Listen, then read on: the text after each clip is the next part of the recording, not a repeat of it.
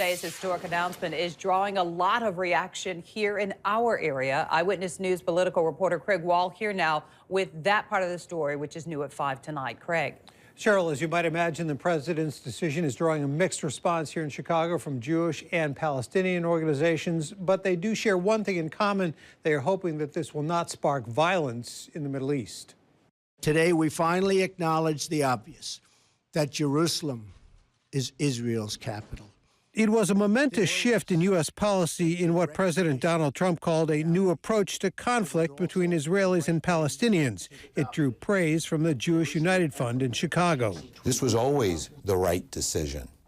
Every American government official meets with their Israeli counterparts for the last 70 years of Israel's independence in the capital city of Jerusalem. For Palestinians, it is seen as a potential death knell to any renewed peace talks. I had President Trump saying, I recognize Jerusalem as the capital of Israel, but I also recognize East Jerusalem as the capital of Palestine. That would have been more fair.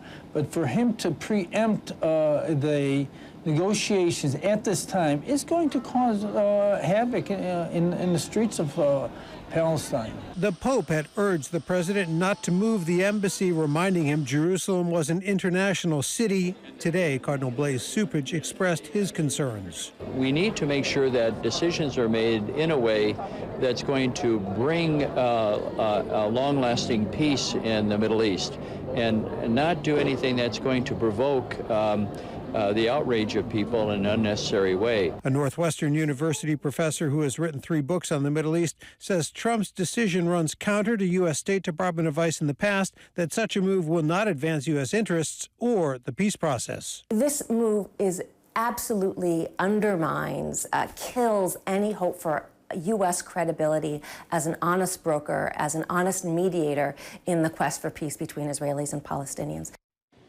The president called for peace during his announcement, but some Palestinian groups are calling for 3 days of rage.